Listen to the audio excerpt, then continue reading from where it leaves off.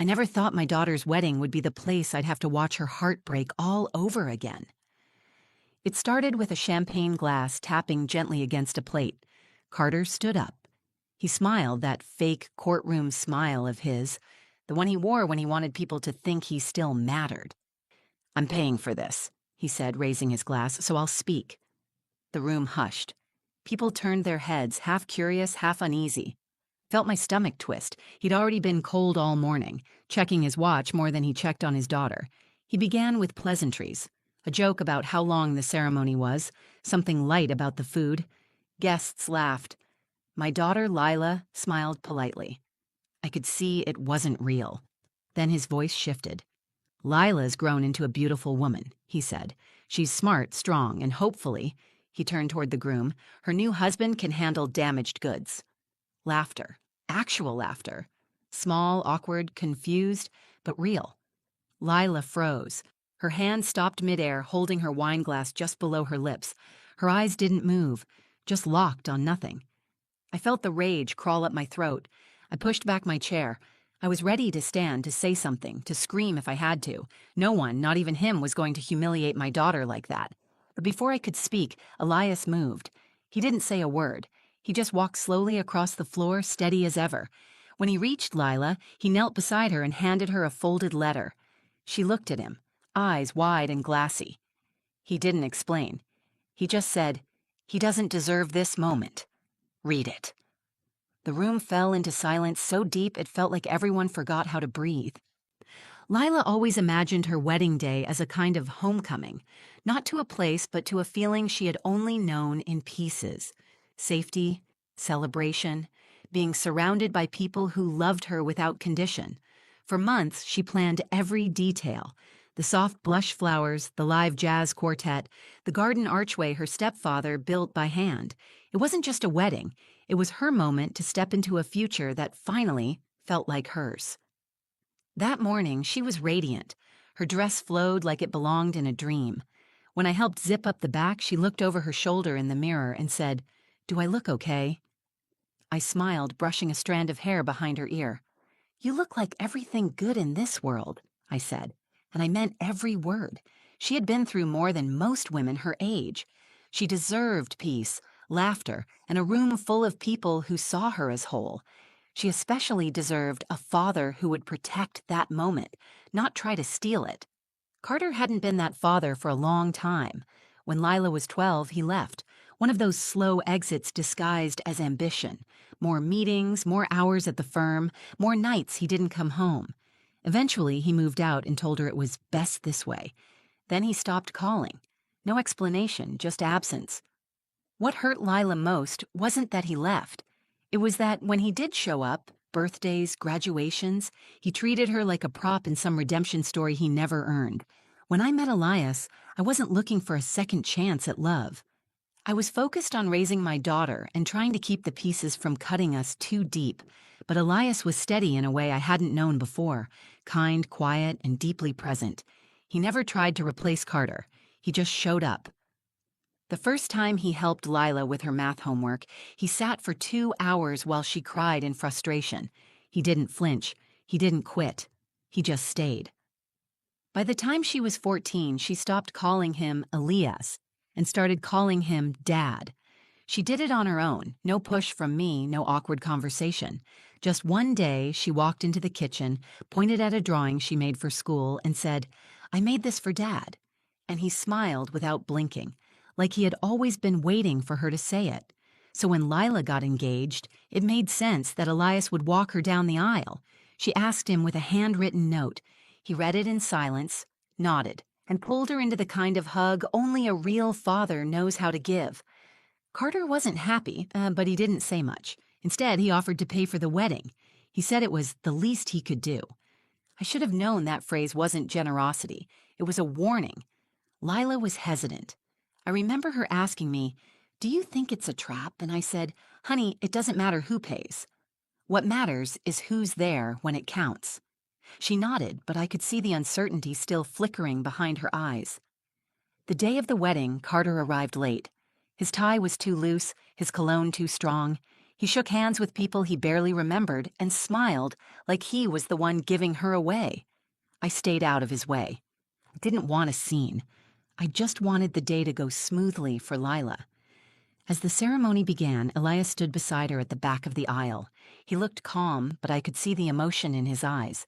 The music started. She reached out and took his arm, and the way she looked at him, that small, grateful glance, said everything. She walked toward her future, holding on to the man who had actually walked with her through life. The ceremony went perfectly. Vows, rings, the kiss. Everyone clapped, even Carter, though he didn't look like he meant it. At the reception, Lila twirled across the dance floor with Jonah, her new husband, laughing in the kind of full-bodied way that made people fall in love with her. For a moment, I let myself believe Carter would stay quiet, that maybe, for once, he'd understand this wasn't about him. I was wrong, because when he stood up to give his toast, I saw that old glint in his eyes, the one that said he wasn't here to celebrate her. He was here to remind her who used to hold the power. And in that moment, everything began to unravel. The room was glowing. Candles flickered on every table. Lila was laughing, cheeks flushed from dancing, her hand wrapped around Jonah's as they whispered to each other between bites of cake. Her veil had been tucked away, but the pins still shimmered in her hair. She looked like she had finally stepped into her own life. Elias and I stood off to the side, watching her. We weren't the kind of parents who hovered, but we knew how much this day meant, not just for her, but for us too. We had waited years to see her safe, joyful, unburdened. I leaned into Elias and said, "We did it." He just smiled, one of those small smiles that said everything without a word. Then we heard it, the sound of a champagne flute tapping against the side of a plate. It was sharp, too sharp, the kind of sound that slices through 100 conversations at once. Carter was standing. He held his glass high and wore that crooked smile I'd seen 100 times in courtrooms and conference rooms, the kind of smile that says he's not here to share, he's here to perform. "I'm paying for this," he said, scanning the room, "so I'll speak." Lila froze. Her head turned slowly toward him. Jonah reached for her hand, sensing something had shifted. A few guests gave polite applause, assuming a father's toast would be sweet, maybe emotional. I knew better. I felt the skin on the back of my neck tighten. Carter cleared his throat. "First of all," he said, "what a beautiful evening. The food, the music, my compliments to whoever chose the open bar, laughter, the light kind, people relaxing, waiting for the emotional part." He turned toward Lila and Jonah, eyes gleaming. "I just want to say how proud I am of my daughter. She's grown into a strong, impressive woman. She's been through a lot." He paused. "A whole lot. And hopefully her new husband can handle damaged goods." Silence. Then a few short, uncertain laughs. The kind of laughter people give when they're not sure if something was meant to be funny. I saw faces twist in confusion, embarrassment, discomfort. Lila didn't laugh. She didn't blink. Her body stiffened as if she'd been slapped in front of everyone. My heart cracked open. That wasn't a joke. That was a wound Carter had been waiting to reopen for years, and he did it in front of everyone she loved, at her wedding, in a room where she should have felt untouchable. I stood. My body moved before my mind caught up. I wasn't going to let him have the last word. Not again. Not here. I didn't care that people were watching. I didn't care that it was his money on the bill. I would burn the whole night down if it meant shielding her from that kind of cruelty. Then I felt a hand on my wrist. Elias. He didn't say a word. He didn't need to. He gave me one look, and I knew. He had this. And more importantly, Lila needed him more than she needed me in that moment. He walked forward, quiet but certain. The kind of walk that made people move out of his way without thinking. He reached Lila's table and knelt beside her. Her face was still pale, her jaw clenched so tight I could see the muscle twitch near her ear. He whispered something I couldn't hear. Then he pulled a folded piece of paper from his jacket and placed it in her hand. She looked at it, confused. He whispered again, just one sentence. "He doesn't deserve this moment. Read it." The entire room watched in complete silence. Even Carter sat back down, slowly, eyes narrowing in irritation. He hadn't expected to be challenged. He never does. Not by me, not by anyone. Certainly not by the man who had quietly replaced him in every way that ever mattered. Lila's fingers shook slightly as she unfolded the letter. Jonah reached for her hand again, grounding her. I held my breath. So did everyone else. Something had shifted. You could feel it. The music had stopped. Glasses sat untouched. The air had weight. No one was sure what was happening, but we all knew something important was about to be said. Something real. And for the first time that day, Carter wasn't in control. Lila looked down at the folded paper in her hand like it might burn her fingers. Her lashes fluttered, but she didn't blink. Her throat moved as she swallowed, slow and stiff. Then she unfolded the letter. The paper made a soft sound as it opened, but it was the loudest thing in the room.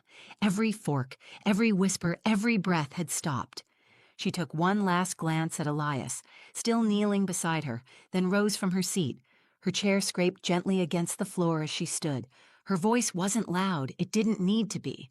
The quiet in the room made it feel amplified, sharp and trembling all at once. She began to read. To my daughter, you are not damaged. You are healing. There is a difference, and it matters. Her voice caught for half a second, but she kept going. You were never broken. You were growing. The pain you carried was never yours to begin with. It came from silence, from absence, from promises made and then taken back without explanation. The guests leaned in. Every word landed like stone in water. Ripples moved across the faces in the crowd, bridesmaids, old neighbors, distant relatives, all watching this young woman unravel and rebuild in real time. I have watched you try to make sense of why he wasn't there. I saw you wait for calls that didn't come. I saw you smile through tears when he missed birthdays, performances, your first college visit, and I saw the way you still hoped. You always hoped. Her hands gripped the letter tighter. Aaliyah stood slowly behind her, not close enough to interrupt, but close enough to be steady if she faltered. You asked me once if it made sense to keep hoping, if it was foolish to keep loving someone who forgot to love you back. I didn't know how to answer then, but I do now. It wasn't foolish. It was brave. Because you never gave up on the idea that you were worth loving. She glanced toward Carter. He didn't move. His expression was frozen somewhere between a frown and disbelief. He wasn't used to being addressed like this, certainly not publicly, not by his own daughter. She continued, Carter Halden paid for this wedding. He paid for the venue, the food, the music, and I'm sure he'll remind people of that for years to come. But love isn't paid for with checks. It's paid for with presence. Lila's voice grew stronger, like each sentence built a platform beneath her feet. The man who stood beside me today is the man who stayed. He stayed when I cried over boys and school and college rejection letters. He stayed when I panicked about growing up. He was there at every softball game, every science fair, every small moment that didn't need to be big to matter. She paused just long enough for the air to settle. He never asked me to call him Dad. He earned it. A quiet gasp rippled through the crowd. No drama, just truth. And to my husband, Jonah, she said, turning slightly, this is the family you're marrying into. Not perfect, but real. Not loud, but loyal. Jonah stood up and wrapped an arm around her waist. She let the letter fall to the table. Elias reached out and placed a hand on her back. It wasn't staged. It wasn't meant for an audience. It was what family looks like when no one's watching. People began to clap, soft at first, then louder, not the usual applause you hear at speeches. This wasn't polite, it was grateful, honest, necessary. Carter sat motionless. He looked smaller now, not humiliated, just irrelevant. He had walked into that room believing he still had power over her, and in under 5 minutes, she showed him he never did. Lila turned to Elias and whispered something only he could hear. He smiled, eyes wet but proud. He didn't need credit. He never had. I looked around the room and saw what I had prayed for since Lila was a girl. No shame, no doubt, no ache that she couldn't name. Just light, finally unfiltered. She had spoken, and now she was free. She was. When Lila finished reading the letter, she stood perfectly still. Her hands trembled slightly, but her voice never cracked. She didn't look to the crowd for approval. She didn't glance at Carter again. She didn't need to. The letter had done what years of silence never could. It gave voice to the ache she carried, and it made something undeniably clear to every single person in that room. Carter Halden was no longer the father in her story. The applause grew, not wild or chaotic. It was thoughtful, deliberate, rising like a wave. I saw faces soften, tears wiped away discreetly. A few people who had laughed during Carter's toast now looked at the floor. Some exchanged quiet glances, uncomfortable with what they had just been part of. The atmosphere had changed. This wasn't a party anymore. It was something deeper. Jonah leaned in and kissed Lila on the forehead. She smiled, but her eyes didn't leave Elias. She stepped toward him, arms open. He met her halfway. Their embrace was slow and full. Elias pulled her into his chest and held her with both arms wrapped tightly around her. He didn't speak.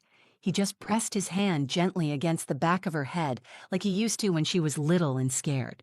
Her body sank into his, like she had finally found where she belonged. The applause softened and faded into silence. Carter stood. Whether it was instinct or ego, I'll never know. He adjusted his jacket and cleared his throat like he was about to explain something. The kind of self-important gesture I'd seen too many times in courtrooms and company parties. But this time, no one looked at him. The microphone was still on the table. He reached for it, hesitated, then pulled his hand back. There was no recovering from this. No joke to ease the tension, no smooth transition to charm his way back into the spotlight. He picked up his drink and took a sip. No one toasted back. A few guests turned their chairs away. Some glanced toward the dance floor. One of the groomsmen stood and walked over to the bar, deliberately cutting off Carter's line of sight. He wasn't the center of the room anymore. He wasn't even part of the room.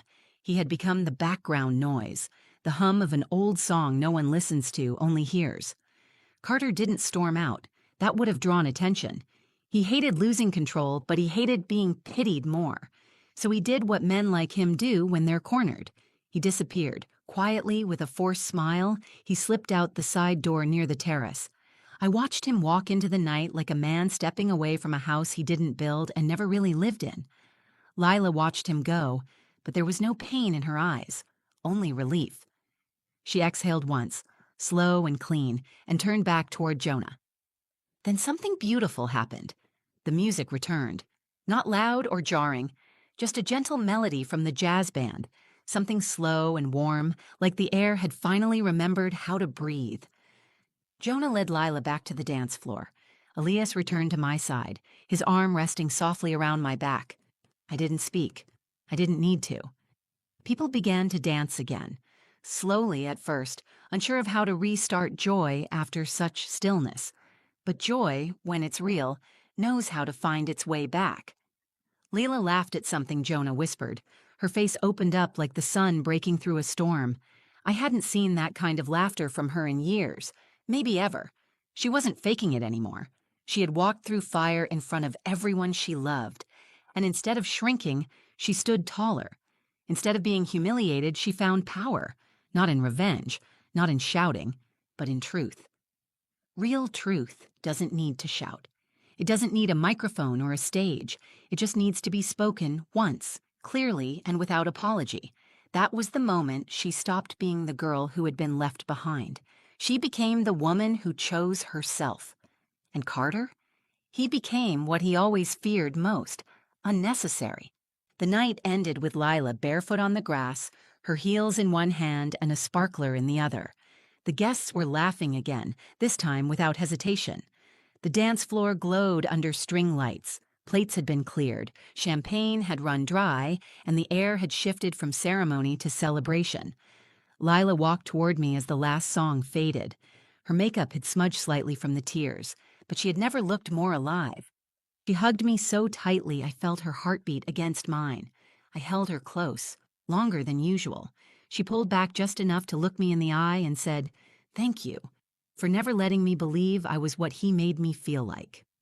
I didn't answer with words. I just cupped her face in my hands and kissed her forehead. She didn't need a speech.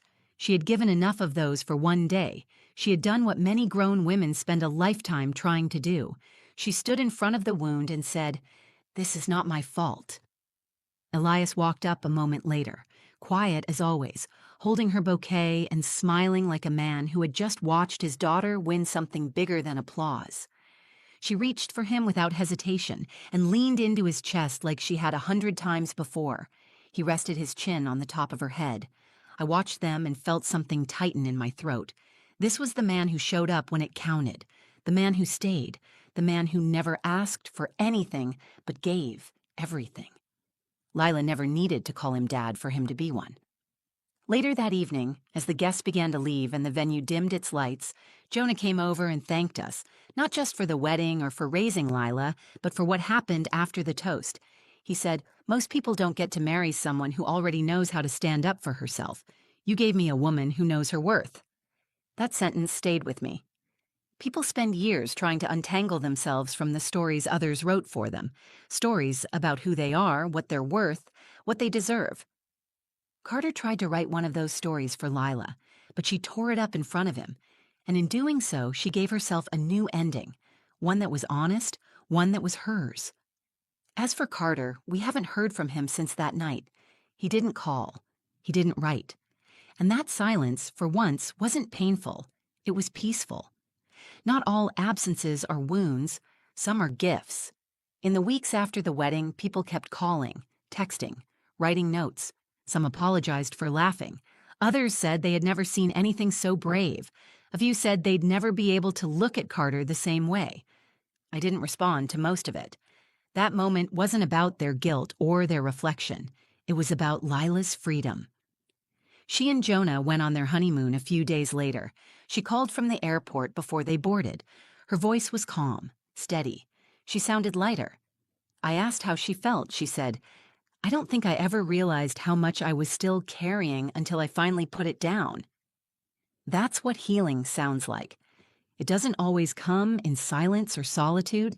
Sometimes it comes in front of 100 people, in a borrowed microphone with a shaking hand and a steady heart. This wasn't just a wedding. It was a reckoning, a release, a reclaiming of identity. People say blood is thicker than water, but they forget that love is thicker than both. Elias wasn't Lila's father by blood, but he was there. Every day, in every way that mattered. And when the moment came to choose who she believed in, she chose him. That's what real love looks like. What happened at my daughter's wedding wasn't just a moment. It was a reminder. You are not defined by the people who fail you. You are not broken because someone else walked away. And you are never, ever damaged goods.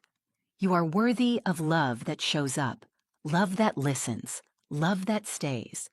If this story meant something to you, if it reminded you of your own journey or someone you care about, please take a moment to like the video, share it with someone who needs to hear it, and leave a comment below. I read them, and so do others who are healing too. And if you want more stories about love, resilience, and finding your voice, subscribe to the channel. We're building a community where no one has to heal alone. Thank you for watching. You matter. You always did. Ooh.